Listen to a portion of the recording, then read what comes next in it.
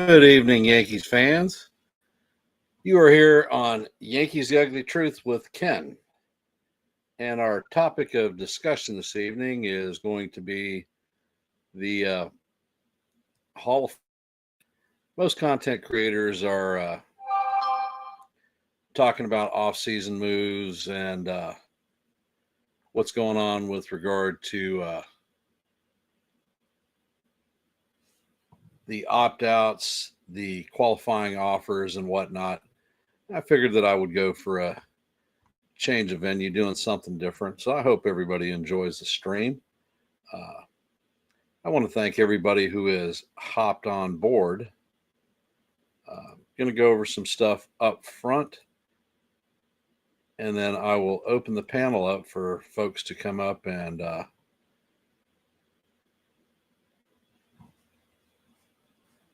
share their thoughts about this year's potential candidates for induction into the Hall of Fame for the 2026 ballot year.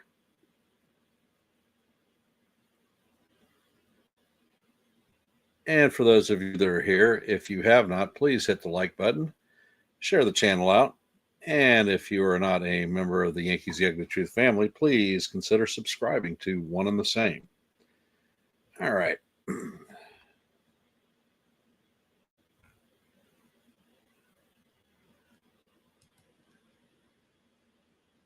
This year's contemporary baseball era committee ballot has already been rung out, and there are 8 players that are going to be on that list, eligible for selection to the 2026 Hall of Fame from the Veterans Committee.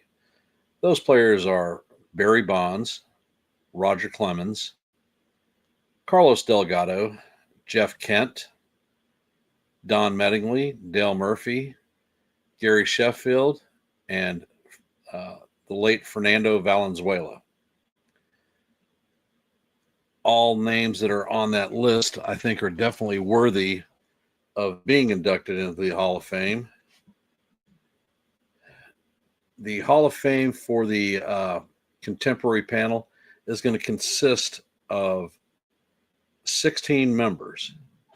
For anyone to gain induction into the Hall of Fame from the contemporary committee, they have to have 12 votes, which is 75%. Last year, they had Dick Allen and Dave Parker get inducted from the contemporary committee. All right. And I want to give a shout out to folks that are here. Jonathan, Joe from NY Yankee Mania, Wendy, Michael, Sean Browning, and Jacob Petruzzi. Thank you all for hopping in and supporting the channel.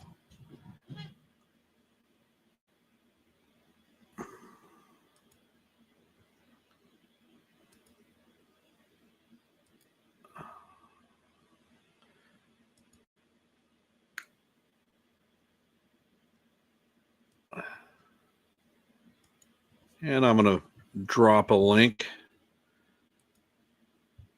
First person that is going to come up is Joe from NY Yankee Mania, and he's going to talk about some of the candidates that he is familiar with.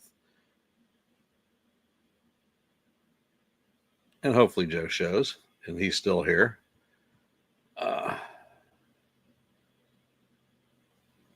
The two that stick right off the top of my head, actually 3 that are going to stick right at the top of my head. Are you ready, Joe? All right. Hey, welcome. Ken, how you doing? I am happy as a lark. How about yourself? Glad to be calling a little bit of open panel baseball and having folks come in here. Hey, Just, welcome to the stream. Yeah, it's always a pleasure to be on the same stream with you. Definitely. All right. Tell us, what do you know about these guys that are coming up on the contemporary committee vote? Are there anybody? Is there anyone that you think is going to get selected? There have been years that they've gone through and they've had no selections. Yeah. And listen, I've seen each and every one of them in person up front. I've interviewed about 3 or 4 of them while they were playing, obviously. And I got to tell you, um, without a doubt, Don Mattingly deserves to be in the Hall of Fame. It wasn't his fault that unfortunately the Yankees grew short during the early 80s with no pitching. But he was incredible. And if you only watched him in videos, that's not the whole deal. You had to have watched him on an everyday basis. I must have seen him alive in action at least at least 500 games.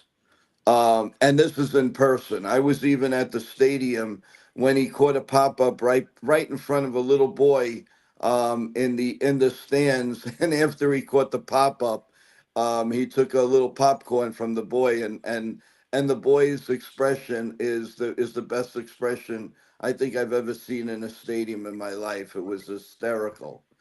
But as far as his play, unbelievable. One of the best first basemen. He was always compared to Keith Hernandez because they played around the same time together. One with the Yanks, of course, one with the Mets. Clutch hitter. Hit 8 days in a row. He hit a home run. He was just everything, everything. You couldn't get a fastball by him if you tried. I think out of 10, he probably hit 9, and the other one he would follow off. If it wasn't for that unfortunate thing with the back, I think that he would have been a no-brainer, and he should be a no-brainer for the Hall of Fame. Well, I mean, Donnie Baseball's credentials speak for himself.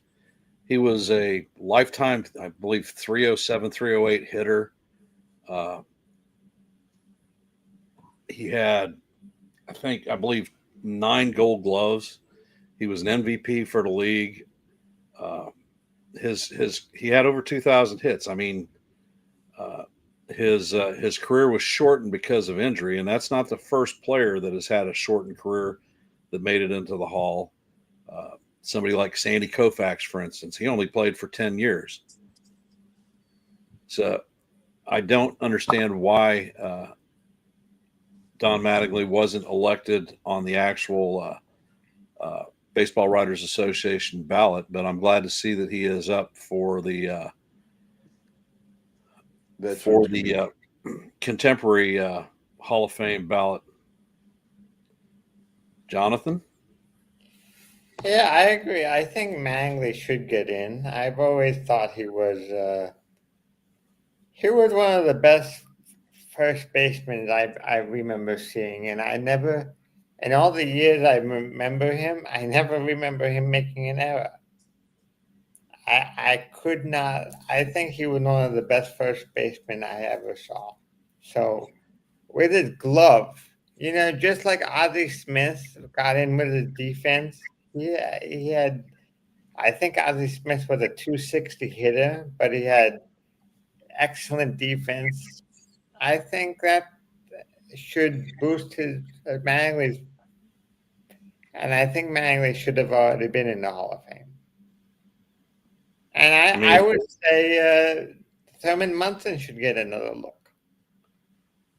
Yeah, but at this point, I mean, Thurman Munson has serious creds to match up with the Hall of Famers in his time frame, but he's not on that ballot this year.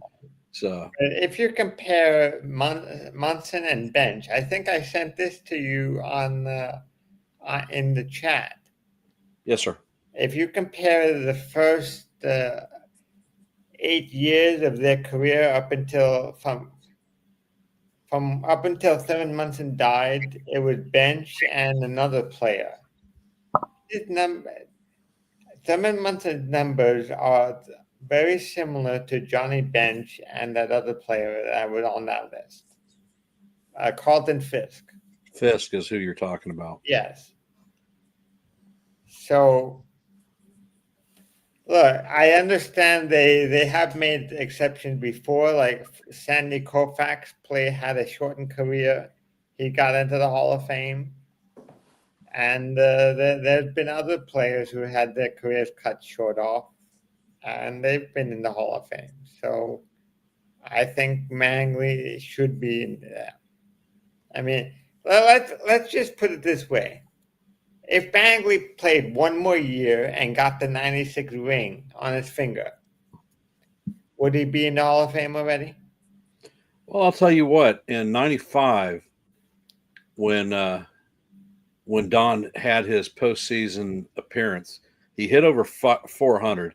He was an incredible ball player in the postseason, but long and short, his back gave out on him. He just didn't have any more to give to the game. I know, but I'm just asking you and your opinion, and Joe can answer.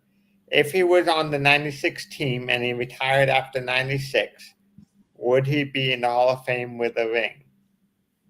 Yes, I believe so too. 100%. So, is it just the ring that's making writers No, no, it's not the ring, Jonathan. They don't like putting in Yankee ball players. I've been Well- saying that for a long time, and that's just the nature of the beast. The Yankee name is synonymous for unless it's like like you They can't. gave Mariano Rivera 100% of the vote. All but one guy voted for Derek Jeter. Those are the two highest votes in the history of the Hall of Fame, are both Yankees. Yeah, but you look at Jorge Posada, for instance. Yeah, Jorge Posada's numbers are commensurate with Hall of Fame catchers in his time frame. He didn't even make it through one ballot. He was knocked off after his first attempt.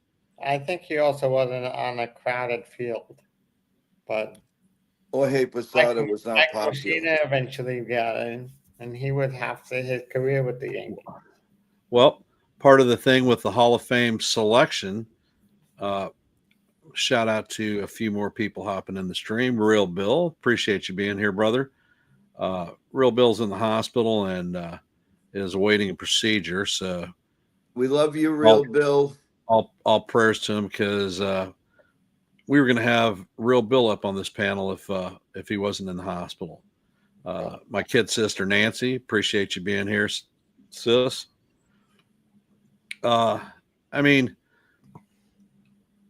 the gatekeepers for the actual first time run are the Baseball Writers of America.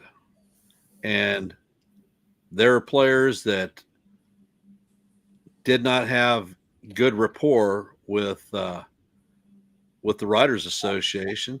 You look at Blackjack McDowell. It took to his 15th year to earn admittance into the Hall, but his numbers were there.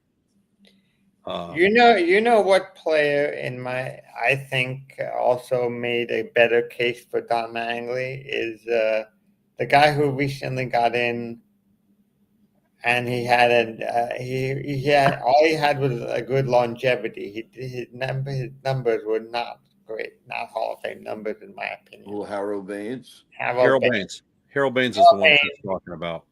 Yeah, Harold Baines. His career is. If you compare Mangley's career and Baines' career, Mangley's career is so much better. Even if I believe Baines played about 8 years more, and they have a similar amount of hits. Yeah. So Baines did one thing, Jonathan. He killed the Yankees. well, yeah, without a doubt. He came up at 5:00 in the morning, and he could have gotten 3 hits. He was ridiculous. And he sat on his backside while Mattingly played first base.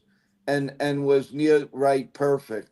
And you mentioned something about the error. Believe it or not, I was at the game when he made he made unfortunately 2 errors to send him back down to the minor leagues when he was wearing number 46. So he went down to the minor leagues, and G. Michael told Steinbrenner, "You better bring that kid up as soon as he's eligible again, Well, because you're looking for trouble."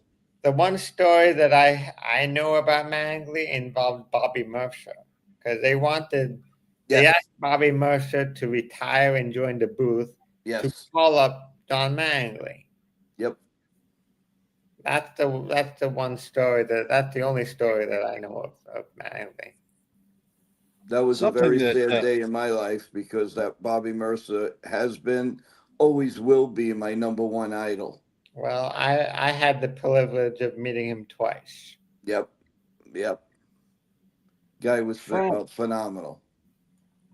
from this contemporary committee, there are 3 players that have PEB use or PED use in their record, although they were never.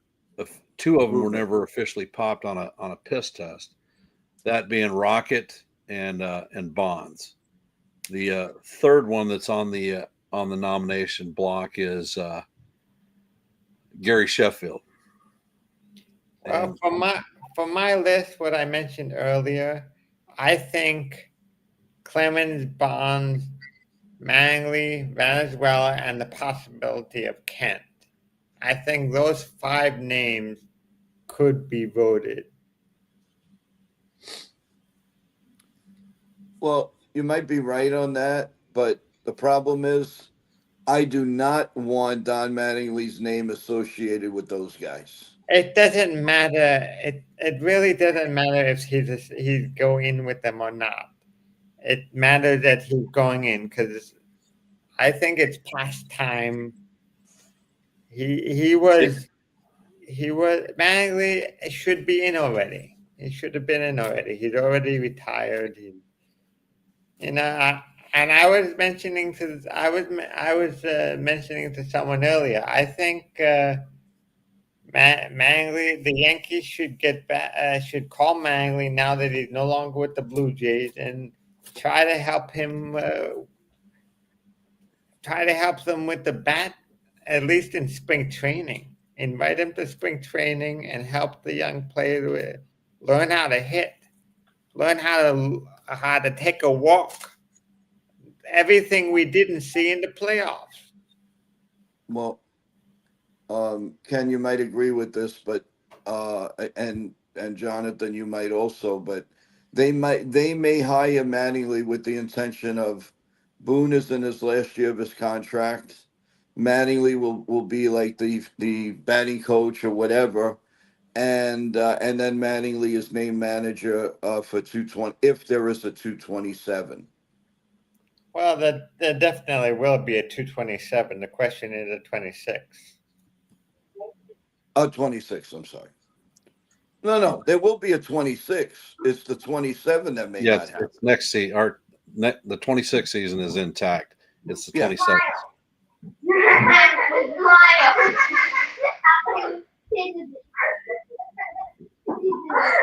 Hi guys.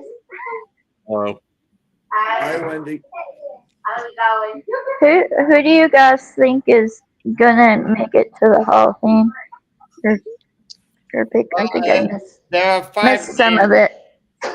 Well, we mentioned there were 5 names. I'm thinking Mangley, Venezuela, Kent, and what were the other 2 I mentioned? Kent. Bonds and Clemens.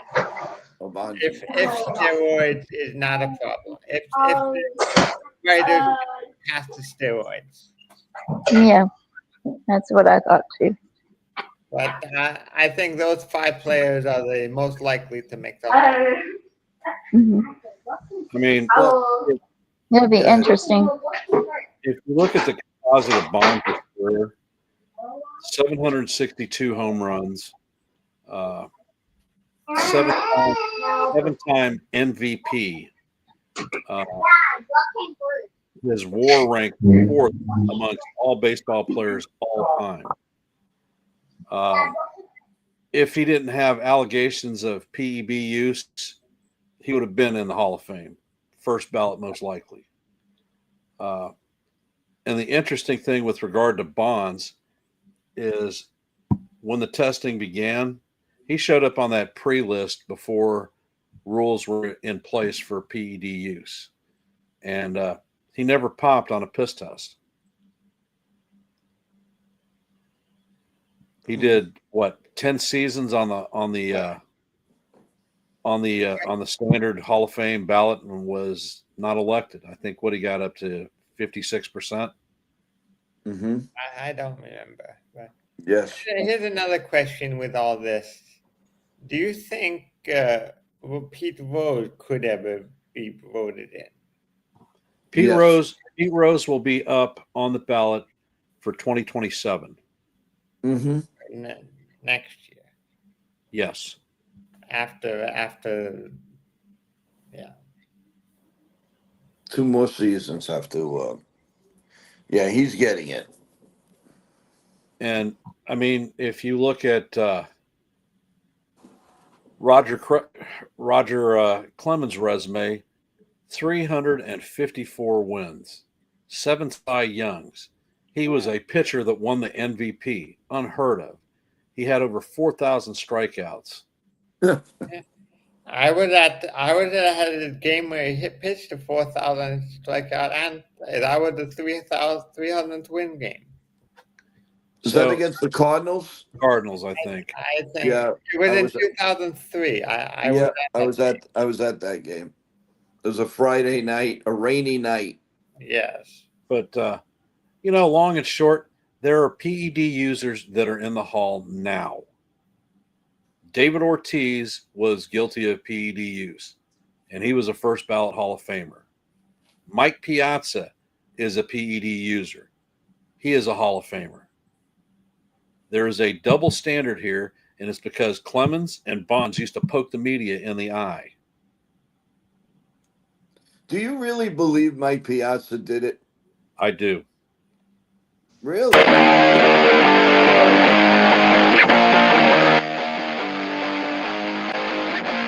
Why?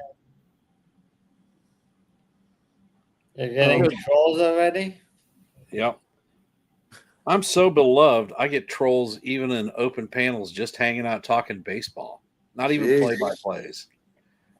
Yeah, I was actually earlier before I came on the stream. I was listening to a revised version of a Beatles song.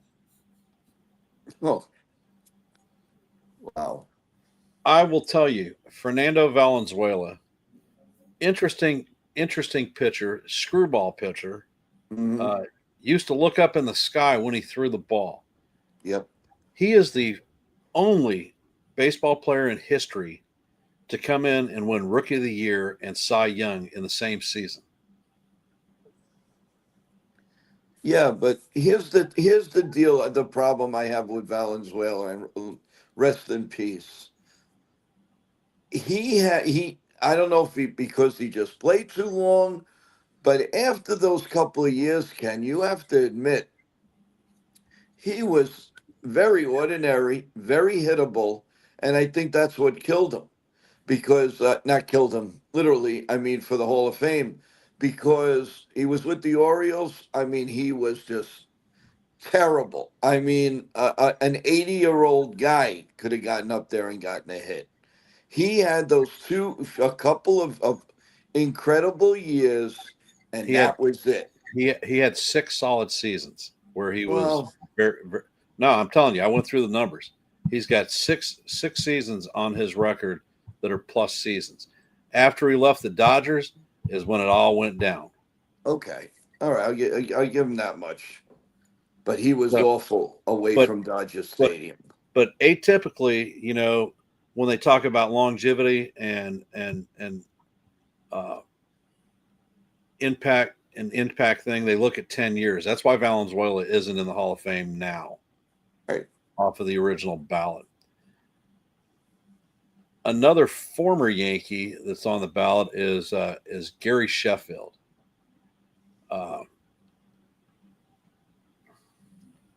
he is one of the few people who actually has hit 500 career home runs that is not in the Hall, and it's because of the PEB or PED stigmatism. He had 2,600 hits, played 22 seasons. I mean, 5 Silver Slugger awards. I mean, he has got a resume for the Hall also.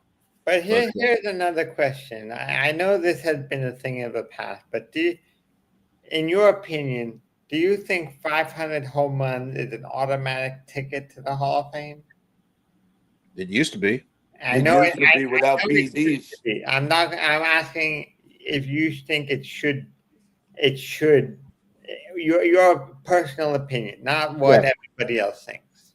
Well, I will tell you the 500 home run tally held Fred McGriff, one of the greatest clutch hitters in baseball, out of the Hall of Fame. He had 497 when he ended his career. 193 or 93. It was 490 something. I know it was pretty close, Right. and But ended up being voted in on the Veterans Committee after he went through. I think during his time frame was 15 years. He was on the ballot for 15. Yeah, and he was a Yankee prospect, and they gave him away for nothing. Yep. They Yep. gave away Willie McGee for nothing. Yep. Well, That's why I'm so scared to get rid of Spencer Jones. is Alex Rodriguez in the Hall of Fame? No, No. his PED doping butt is not. Nope. But I think the Hall of Fame needs to do something separate, whether it's a separate line. Look, these guys have numbers for Hall of Fame numbers, but they did it with PED. So I don't know if I don't know how to do it really, how to best explain my thinking. But just say these guys are Hall of Fame, put up Hall of Fame numbers, but they did it with the help of drugs. Something like that. Mm-hmm. You mean an asterisk, like they tried to do to Roger Maris? Yep. Roger Maris had one great year, but I don't think having one great year makes you a Hall of Famer. No, I'm not talking about the Hall of Fame. I'm talking about his 61 home run record. Right. Yeah, They asterisked his record because he had 8 more games than Babe Ruth. yeah. Made no sense. That makes And no sense.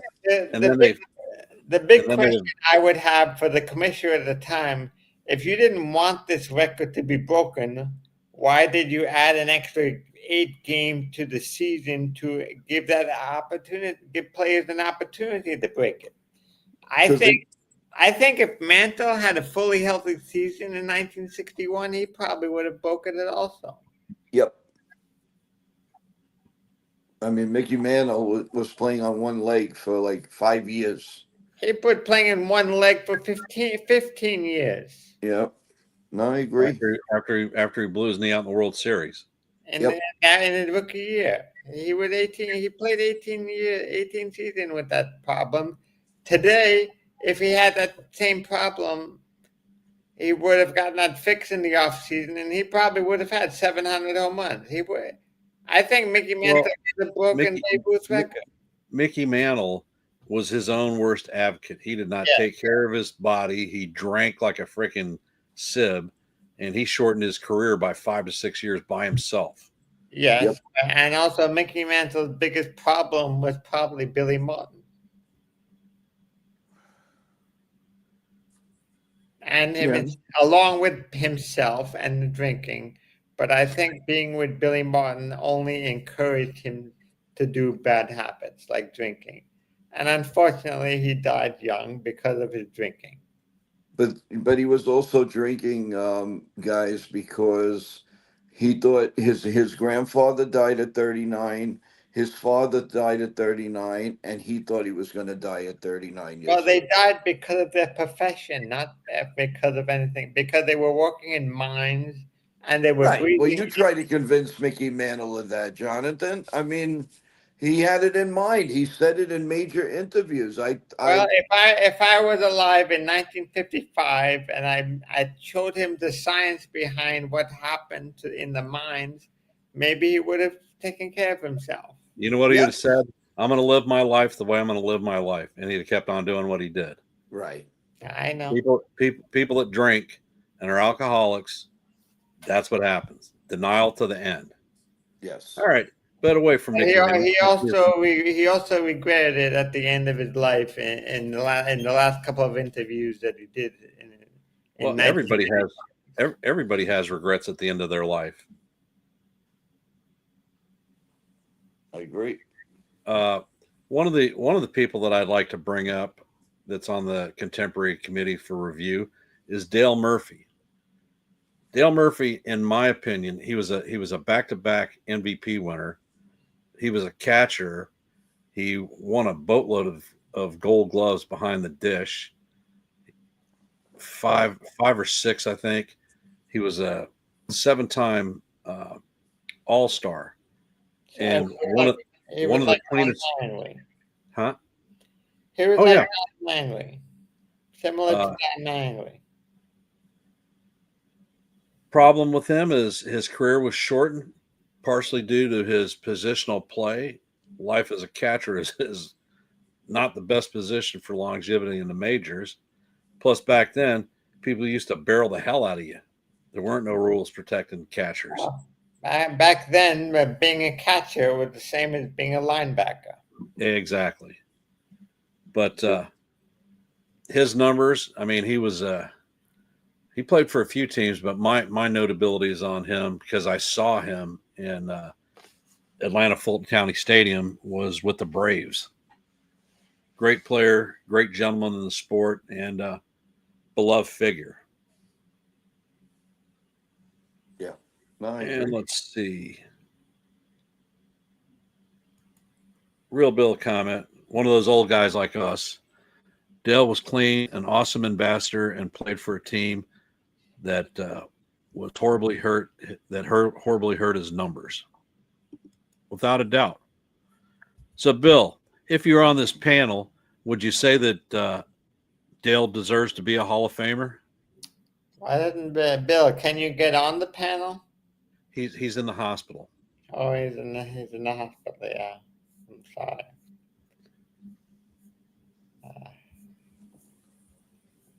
Because I asked him to come up Yeah, earlier. I remember that now. Okay. Chef Nick is in the chat. All right. Another guy, Puerto Rican, that used to decimate the Yankees, Carlos Delgado. Oh, Delgado. don't remind me. I think he was very good, but Hall of Fame, I think he just misses it really. Because he never won an MVP. He never won a World Series. He never won any major awards. Well, all I know is he was one of the biggest Yankee killers I've ever seen in my life. 2 times he had 9 RBIs or more in a game. One for Toronto, one for the Mets. In my book, Yeah, well, the Mets one was freaking painful. oh, that was ridiculous. That was ridiculous. His biggest attribute as a baseball player is he hit 473 home runs.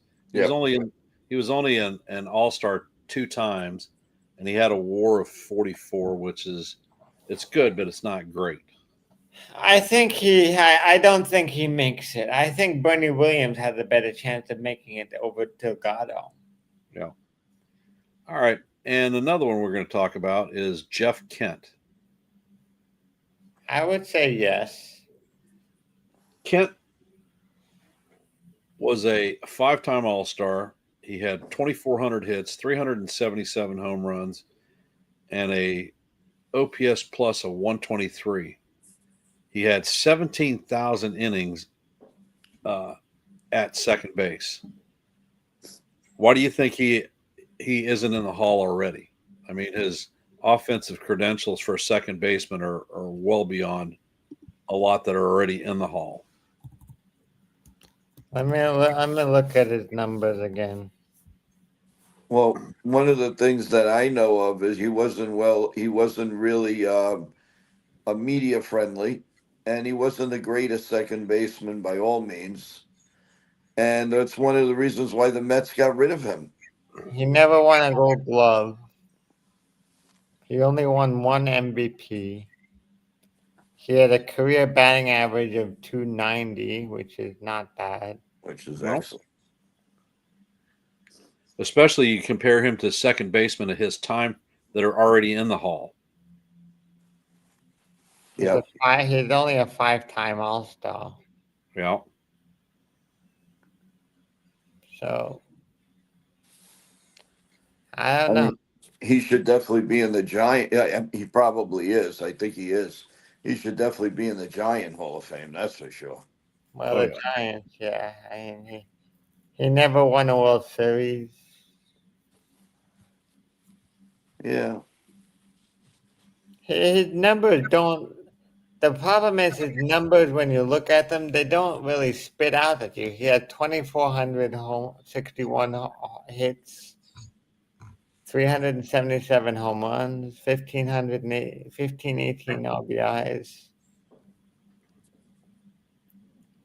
How about the walks? 801 walks. That's a lot of walks. That's in his career. He struck out over 1,500 times. He's, in my opinion, very borderline. If you had nobody else, you'd probably put him in. You know, Don Mattingly has 588 walks and only 444 strikeouts.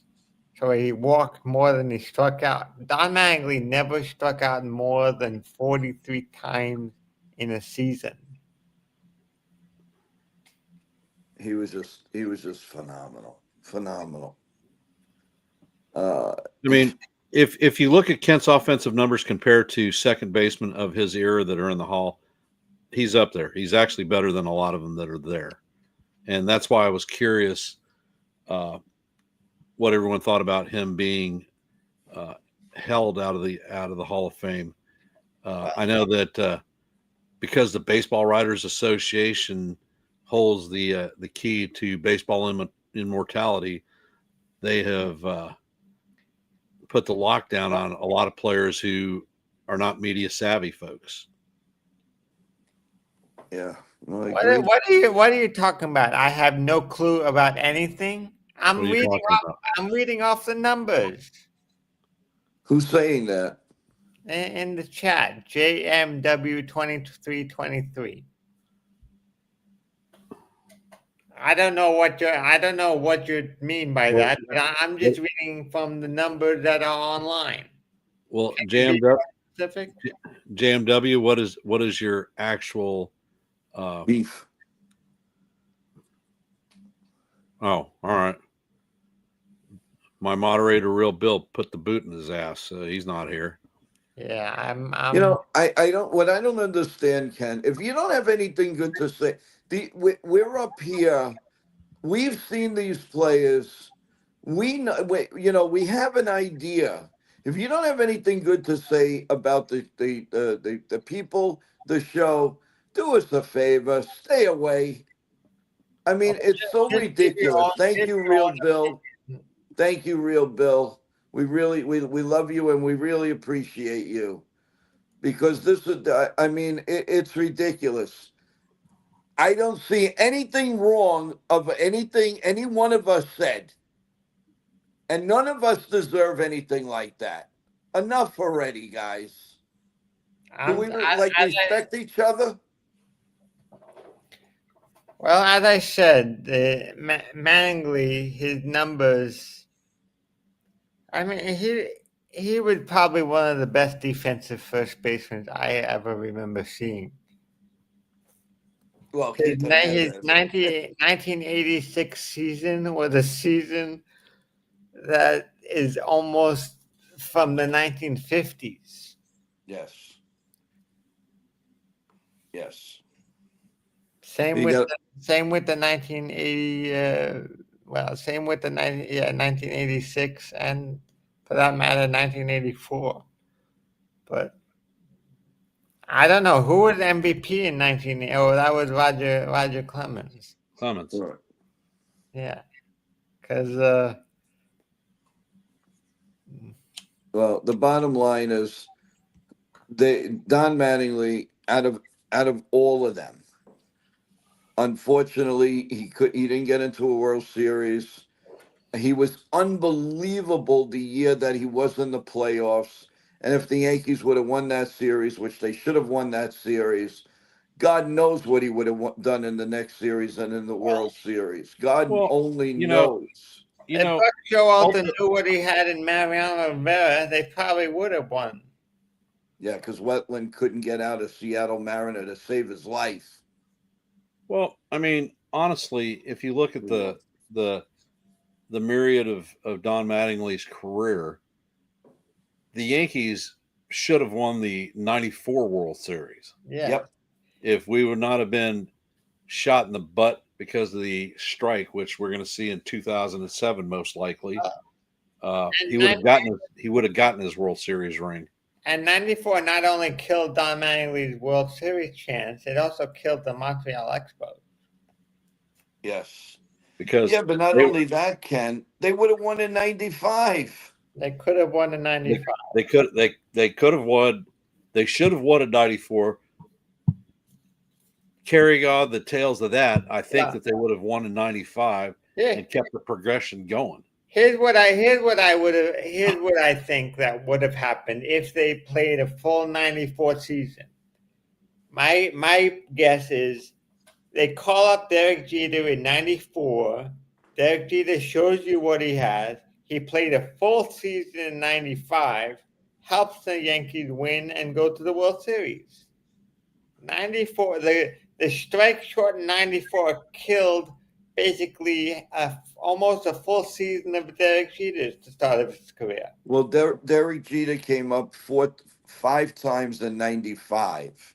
In 95, yes, but that's why I'm saying if they were 90, if 94 was taking a whole, if they played 94, Jeter would have been called up in September and been on the roster in the spring of 95. Maybe, but the Yankees back then with Steinbrenner. I don't know if you're gonna bring up a 19-year-old kid like that. The Don't other thing forget, that you have to- Steinbrenner wanted to trade him. He Well, wanted to trade him. he He was did. suspended. Well, that's why you have to trust. Sometimes you have to trust your farm system, and why the Rule 5 draft coming up next month is very important. I am very curious. I did a whole stream with Jason about the Rule 5 draft 2 weeks ago. I went through my list. I think I shredded my list because I'm done. I was done with it. But the Yankees have a bunch of players that they can either use for trading or protect from the That's Rule why 5. they should do it now. Yes. Stop waiting. That drives me crazy. Well, they have a whole month. The Rule 5. Here's the next important deadline date. The Rule 5 deadline is November 18th at 6 p.m. So in less than 12 days, the Yankees will have to make a lot of decisions in terms of who to trade and who to protect. So Well, I think they're going to open up slots with a lot of non-tenders. yes, and who to non-tender. Although the Yankees did sign a pitcher today that was added to the 40-man roster. Yes, and I don't know why they did. So I'm not sure why that was done, but Who did they sign? I'm sorry, I didn't.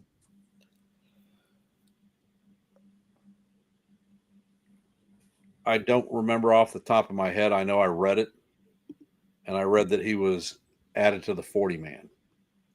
Okay. I But guess, back to our Hall of Fame discussion. His name is Kevin Castro. okay. Isn't November 18th also the day that players have to either decline or accept the QO? That's their Yes. deadline date. So 18th of November is going to be one to keep an eye on.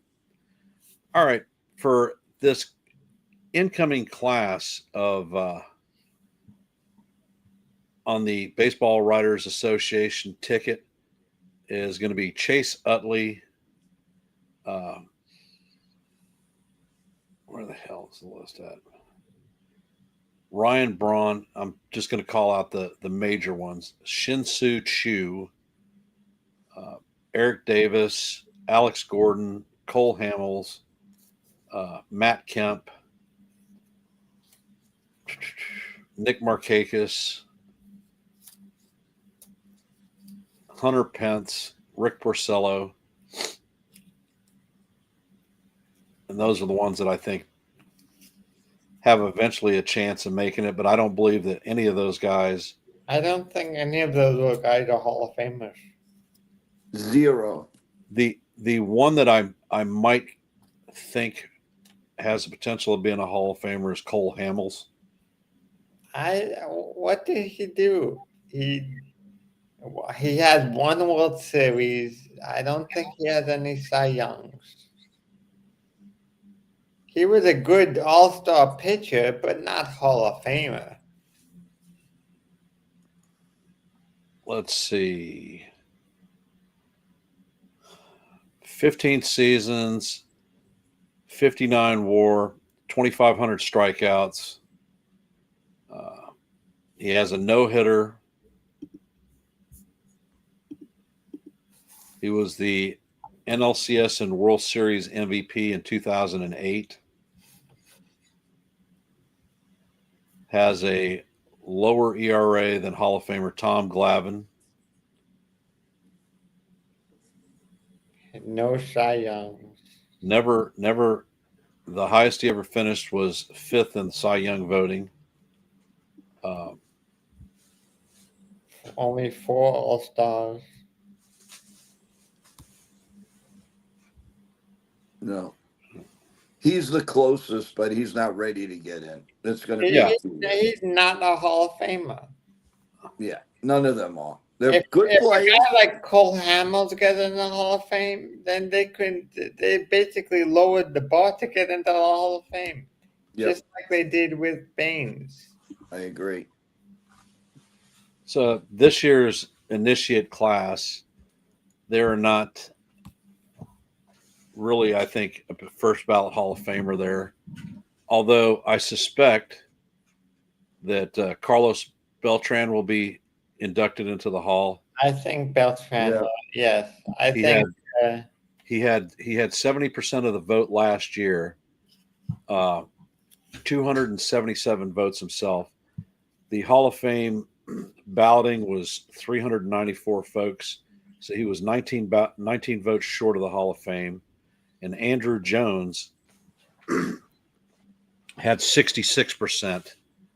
And yeah, it's possible with such a weak class of new players that both of those guys get enough votes for 75%. Yeah. the interesting thing for me, he's still years away from it. Andy Pettit. Andy Pettit had a 14.4% jump in Hall of Fame votes last year, which was the biggest jump of any player that was there, that has been there. And more notably, key note is that this is Manny Ramirez's last year on the ballot. I don't think Manny Ramirez gets in, but it's possible that Pettit gets in eventually. If there is a very weak class like there is this year, He's got 3 seasons to make it before he's off the ballot. yeah. And honestly, I think Andy's deal was PED use. but it That was one year, admitted. that one mistake, but He disgusting. has 19 postseason wins, which is more than any other pitcher in baseball history. He had 256 wins for a left-hander. That's near the tops. So the other keynote folks that are on the list, Alex Rodriguez is in his fifth look. Nope. King Felix Hernandez is in his second. Bobby Abreu is in his seventh. Nope. Jimmy Rollins is in his fifth. Nope. Omar Vizquel is in his ninth. Dustin Pedroia is in his second. Mark Burley is in his sixth. No. Francisco Rodriguez is in his fourth. Nope. David Wright is in his third. And Torrey Hunter, who actually lost ground this last year, is in his sixth. No, nobody is a fancy in my book. Nobody is a slam dunk. I have a feeling David Wright might jump a few points from last year. Yeah, I agree with that. He might get above 60%, for example, but I don't see him getting 75.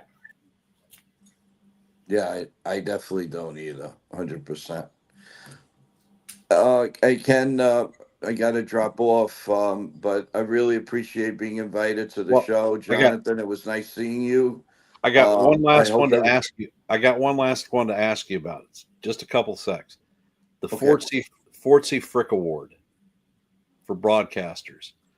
On the nomination is Brian Anderson from the Milwaukee Brewers, Joe Buck from the Cardinals, Skip Carey from the Braves, Rene Cardenas from the Astros and the Rangers, Dodgers. I mean, he Colt 45s. He was a long-term guy. Gary Cohen from the Mets, Jacques Doucette for the Expos and the Blue Jays, French speaker, Dwayne Kuiper from the Giants, John Rooney from the Cardinals, Dan Shulman from the Blue Jays, and John Sterling from the Yankees. I'm just not familiar with that award to give you an answer. That's basically your Hall of Fame major contributors to Major League Baseball, broadcasting, and media. These guys were all in the booth. Not Sterling, then. I know it. You mentioned it. I just don't know very much to give you a proper answer. Okay. Fair enough. Drop Joe down since he's not here. All right. And I'm going to drop the link one more time in case there's somebody else who wants to come up and. So, while I'm still on, what after the Rule 5 draft, what do you think the Yankees do with free agency? Not a problem, Joe. What do the Yankees do? Well, where do you feel that the priority is for the Yankees? What is their number one priority? Well, I think they need to get a contact bat. I think they're really missing a good contact bat. That's a priority. I think they're good with starting pitching. They have enough starting pitching coming back next year with Cole especially, and their young pitchers.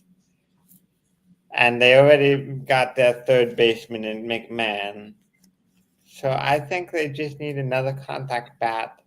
And it depends on what they do with Bellinger. I would bring Bellinger back, but if they don't, I would probably give Spencer Jones an opportunity there, see what he has, if he has a good spring training, or I would sign a guy one of the Japanese bats that can play. I would sign that Japanese player that could play infield. I don't know if I know Okamoto is the pitcher, which I like him also. I'm not sure if I would get Murakami if he's available. No, But I forget what was the Japanese hitter that was going to be on the market. I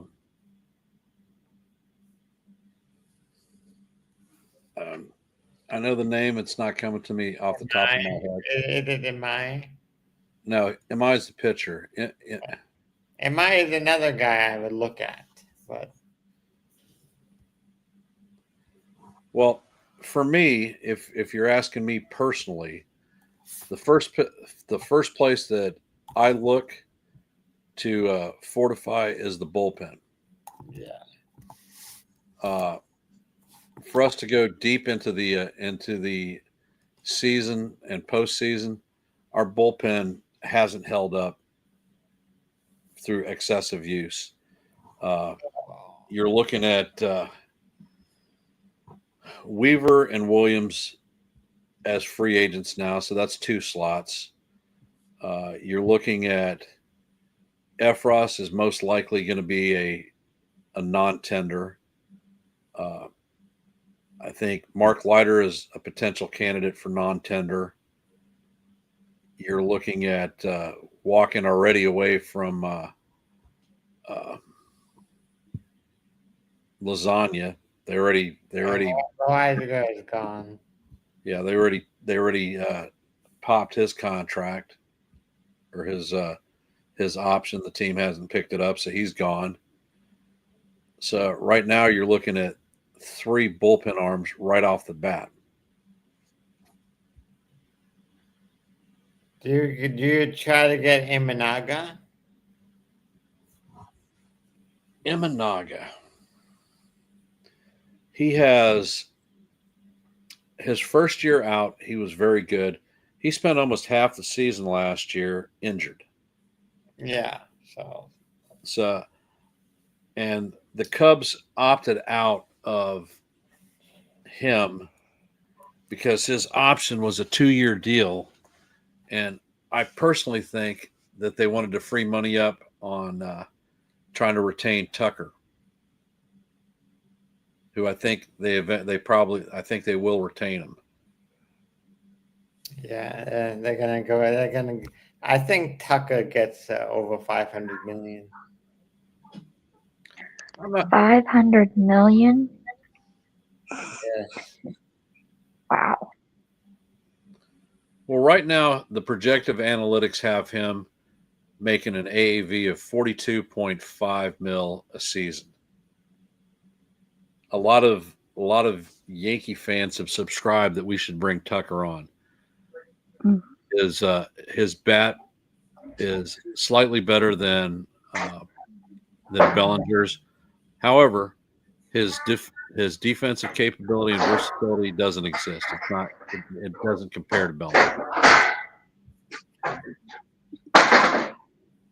Ken, I just wanted to say I'm gonna get off here and get kids to bed and stuff, but I wanted to thank you for all you do with your channel. You do an awesome job.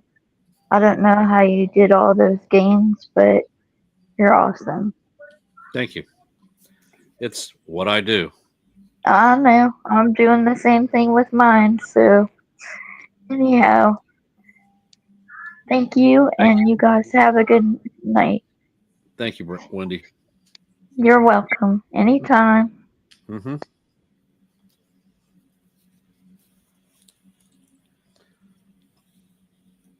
All right, I'm going to drop the link one last time. Give y'all a couple of minutes. If nobody shows, we're going to go ahead and end the stream. Yeah, I'm not sure how much more I can add to this conversation until free agency starts. Right now, it's really a mute. Well, the thing that I will caution about is there are a lot of clickbait articles that are out there that have no basis in fact, and they tend to spin the fan base up. Okay. So be cautious on what you read and take it for what you have. Unless for the Yankees particularly, unless you have it coming from Hal, Cash, or Boone, it's probably BS. They keep their Well, they keep their facts. a guy like a Jack Curry, he usually puts out good stuff. He's put out bum dope too, though. Yeah, but who do you think? What do you think Grisham does? He got know what? Go. You know what I think? I think that Grisham takes the judge gambit. I think he bets on himself. I think that he takes the QO. He takes the QO. Yep. I think he'll take the QO because if you look at it, his salary this past season for the Yankees was $5 million. He's going to take a $17 million pay jump in one shot. If he signs a contract away from New York, and this is part of the gambit, he's probably going to end up ballpark 3-year between $42 and $45 million.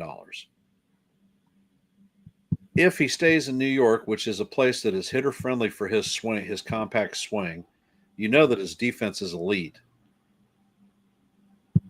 Walks away in free agency at the end of the 26th season, he's already had a QO put on him, so he cannot get another qualifying offer according to the rules of baseball. No, only one per.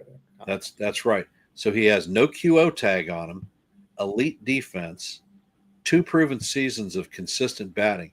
He spends that contract from 3 years, 42 to 45, to a 10-year, $100 million contract. And that's a gamble that I'll lay money he's willing to take. Well, that's if he accepts the QO and he doesn't have a good year, he will also cost himself at least $50 million. Well, and that's the gamble. And that's the exact same gamble that Aaron Judge did in his contract year. You remember we offered him a $225 million contract. We offered him a contract before the year. He said no. And that is the difference. We offered Judge the contract before the season started.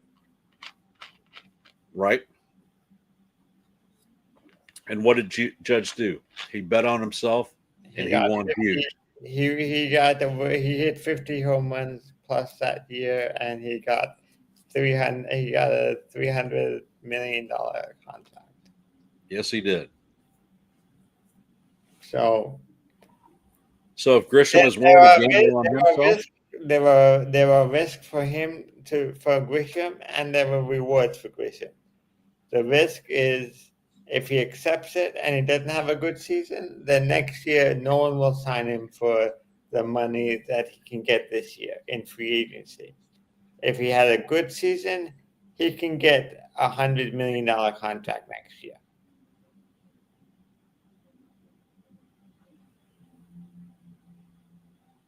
That is the difference.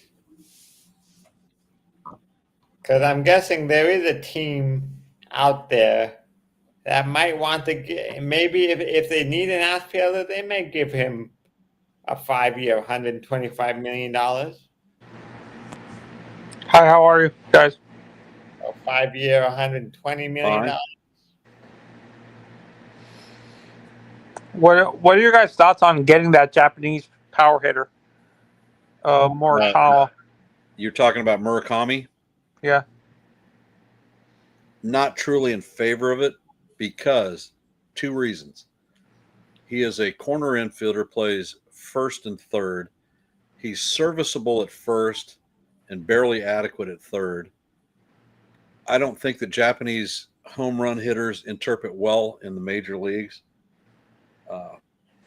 He'll be able to hit other Japanese pitchers, the ones that throw the splitters, because he's seen it his entire career.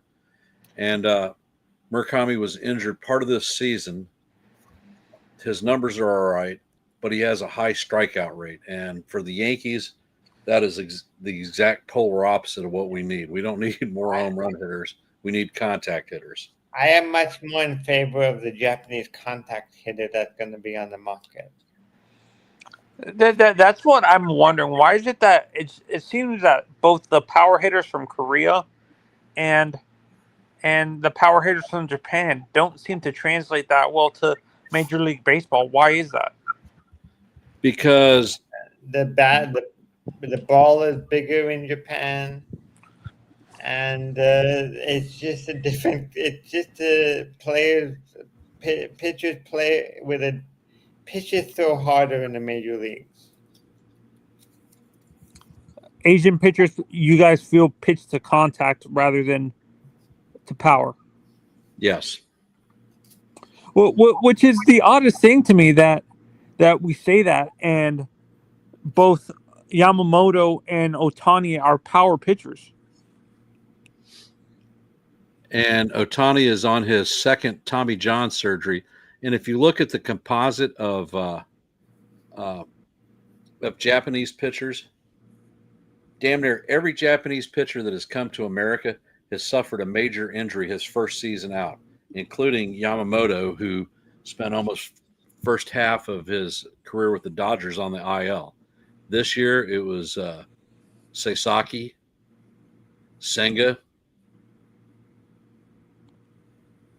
So they are used. I think part of the reason their pitchers don't interpret well is because they pitch once a week. They pitch a lot more in the major leagues. So, and you feel the only guy that translated well, in your guys' opinion, was Nomo. Kind of Hideo Nomo for the Dodgers in the 2000s. Guys like that, like reliever, not starters, but relievers translate a little bit better because they're only pitching like short spurts. They're not pitching like seven innings and stuff like that. Correct.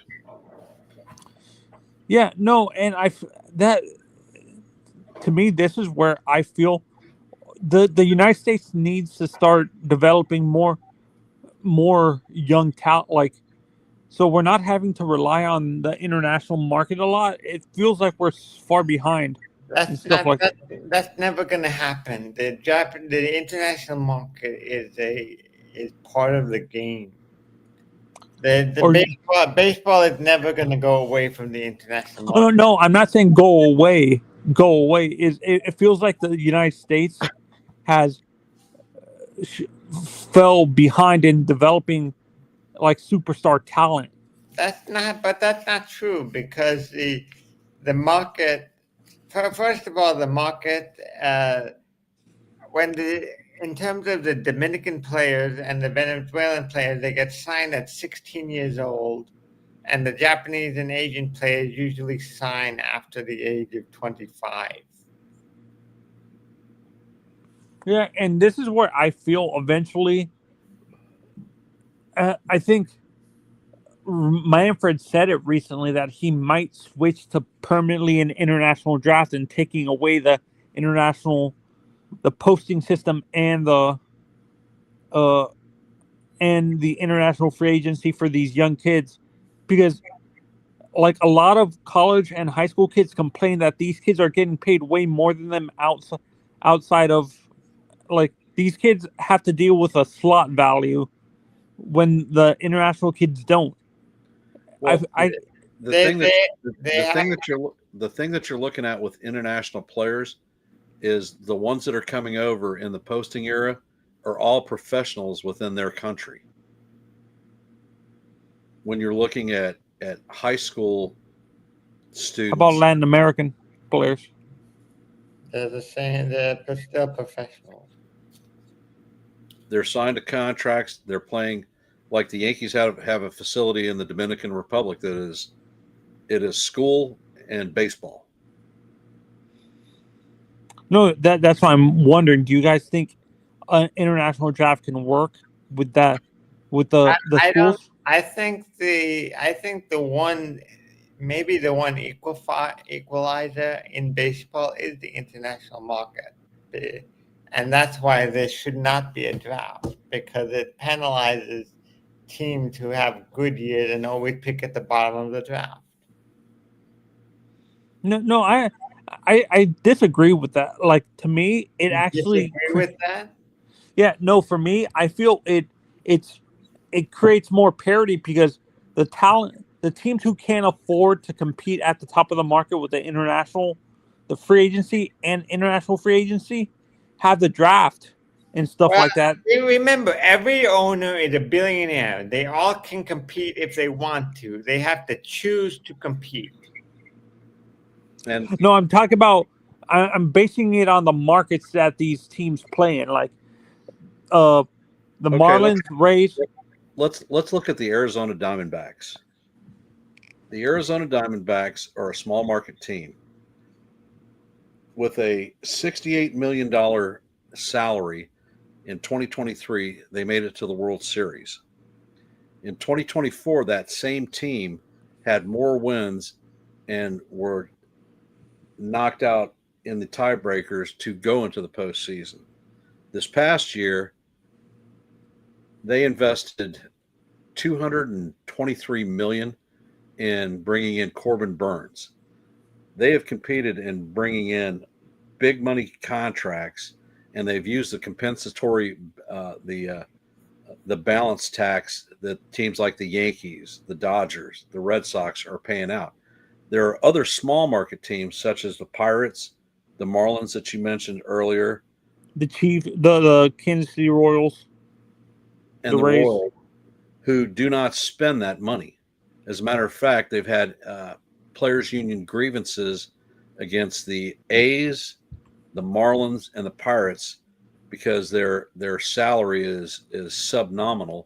And if you Well, look at the organization of Pittsburgh, Pittsburgh has rooked people out on bonus money, such as Rowdy Tellez. They cut him 3 games before he was supposed to get his bonus money. They did the same thing with IKF this past season.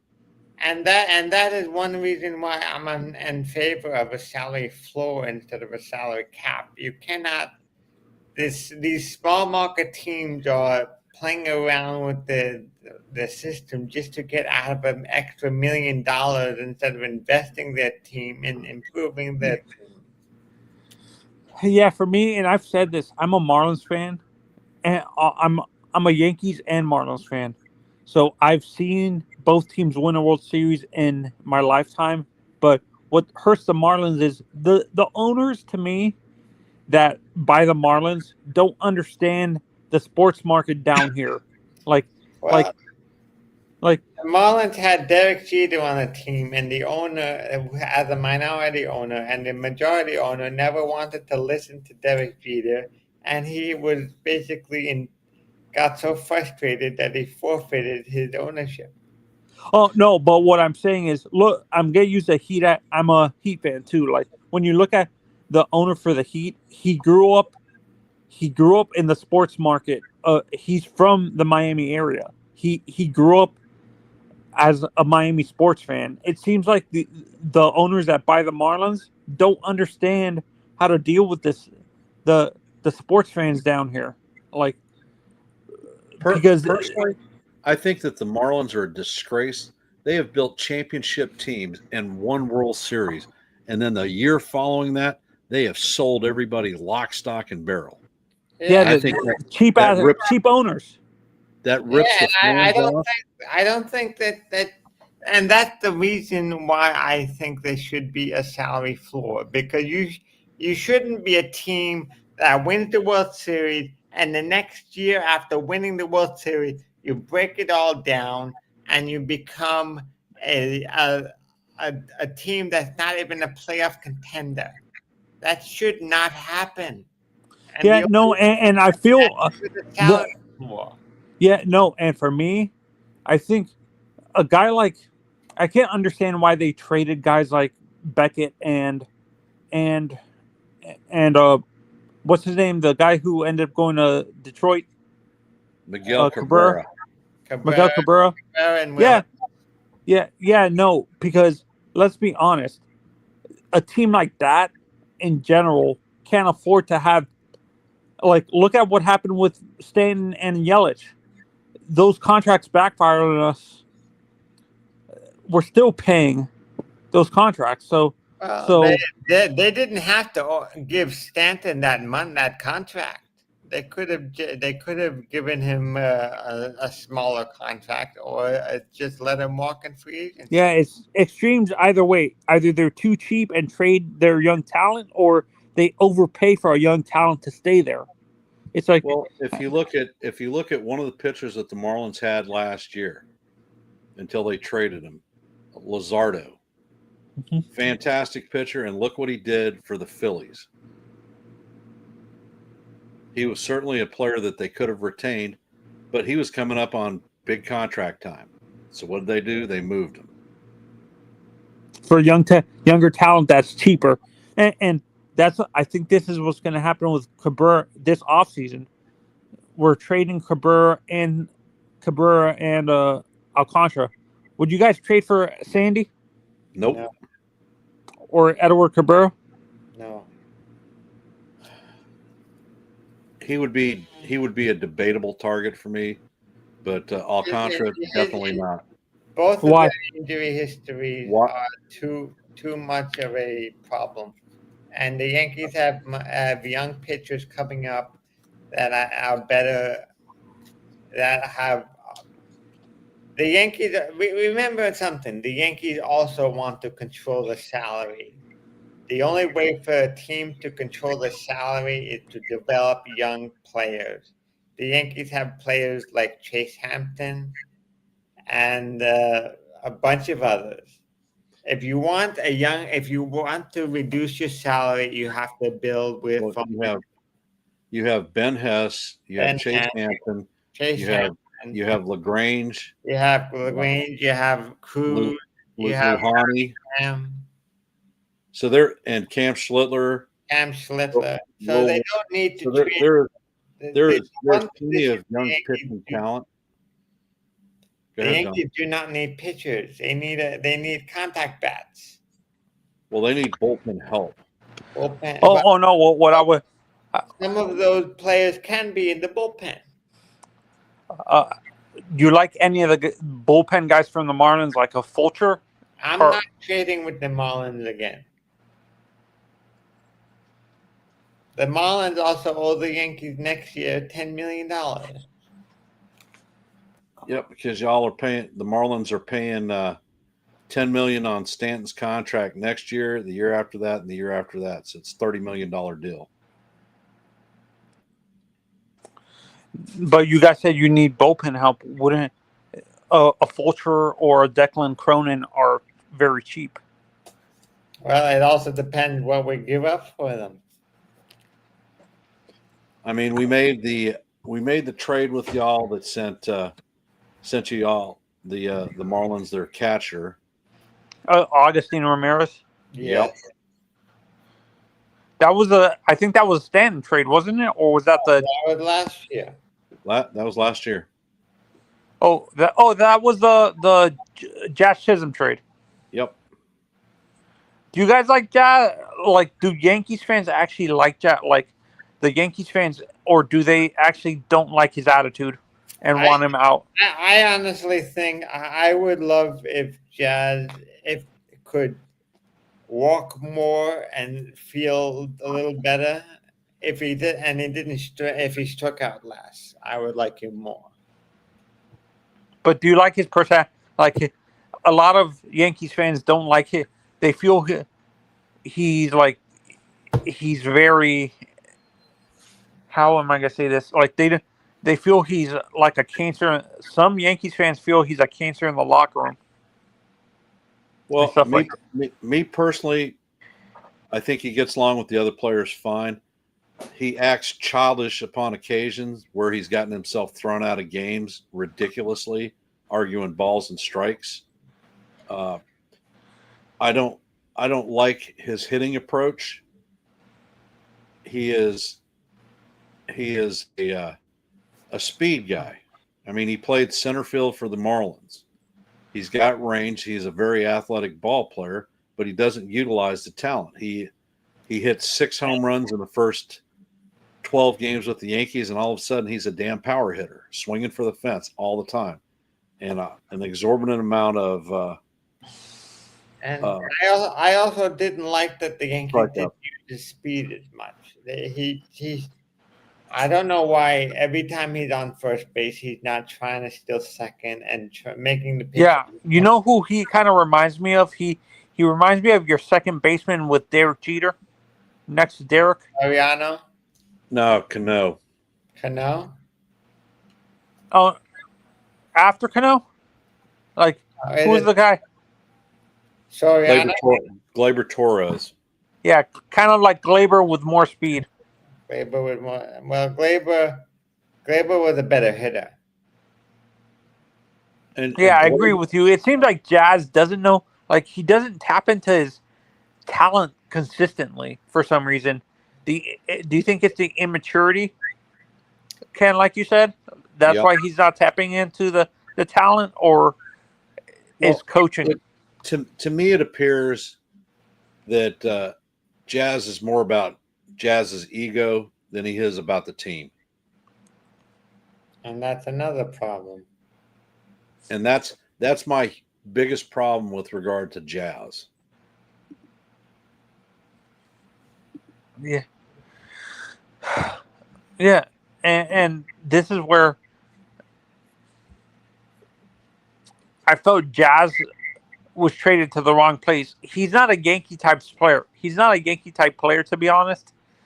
Maybe he would be like, to me, when I looked at Jazz and the teams that were targeting him, I think he would have fit better with the Dodgers rather than the Yankees or like the Padres. Teams like that, not the Yankees. Like, his personality seems very over the top and arrogant, and in general, Yankees players were never that arrogant. They're very, like, down to earth and humble.